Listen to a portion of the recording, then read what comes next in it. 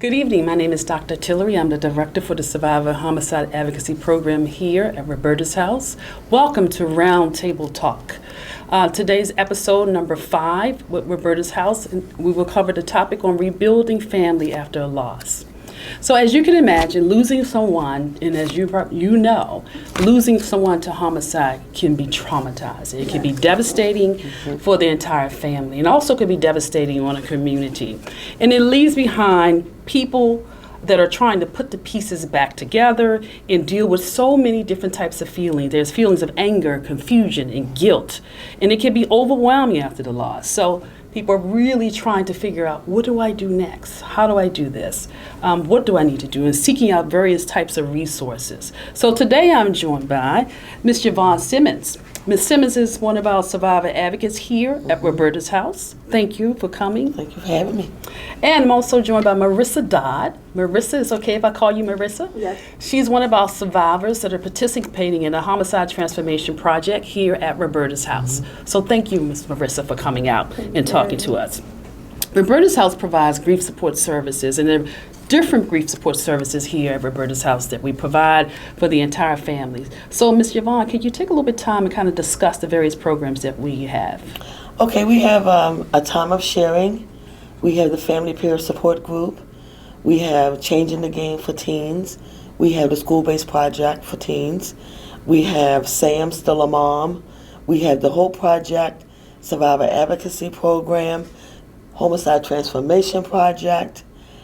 We have Healing Through Quilting, Still a Mom. Wow. There are 10 different programs that we have at Roberta's house. A lot of programs, Yes. So it sounds like we provide a lot of sources for families and those that need that type of support. Yes. So, Ms. Marissa, can you tell us a little bit about what brought you to Roberta's house? I lost my husband January the 18th of last year. What brought me here was me trying to be whole again. I had I have 4 kids, and the tragedy of my husband leaving me and my daughter actually hearing it is what made me want to come. I was a little scared to come, but someone came up to my house to talk to me. So it took me a few days to actually come down here. But once I came, I was like, okay, I can do this. It's people here that can help me, because I don't like to be around people. My kids is all I know. So once I took that step, I was like, okay, I can do this. Well, I want to thank you for coming and just thank you for taking that step of faith and trusting us here at Roberta's house to be able to help you get through this difficult time right now. Ms. Yvonne, can you talk a little bit about the Homicide Survivor Advocacy Program and what that program is about? What exactly do we do? Well, the Homicide Survivor Advocacy Program, we reach out to the next of kin of those who've lost their loved ones to homicide on the streets of Baltimore City. We contact those families within 24 to 48 hour period. And we find out if there are different resources that they may need. We do everything in our power to try to get the resources for them. We also do home visits.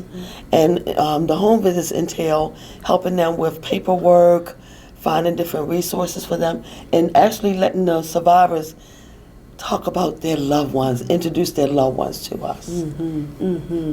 So it sounds like in this program what we try to do is focus on meeting the survivor right where they are. Yes. Ms. Marissa, I know that you've been attending the Homicide Transformation Project, the group session. How has it helped you thus far? It helped me with my anger, because when I first came, I remember I was talking to you about being angry all the time, and I wanted to put my hands on people, so it helps me with that. It helped me a lot. I just I will just walk away. It's not worth it. I got 4 kids to look after, so it helped me with anger a whole lot. That's good, because I know anger is one of those emotions that if it's not handled properly, can really get out of hand. So I do remember you discussing the factor with anger. So thank you for sharing and opening up about anger. I mean, when you open up and you talk about anger, it helps other people also to be able to open up, because some people would not express it the way you express it. Well, thank you. So what would you say to individuals that are tuning in with us today? And they're struggling, much like yourself, and they may also be a single parent. and they're trying to deal with this devastated loss of losing someone, losing a significant other. What would you say to those particular individuals as far as seeking help? I would say come to Roberta's house because it's helpful. Even if you think, well, they're not going through what I'm going through. It's helpful. Just come. It'll get you through the days, the hard times. It'll make you a better person.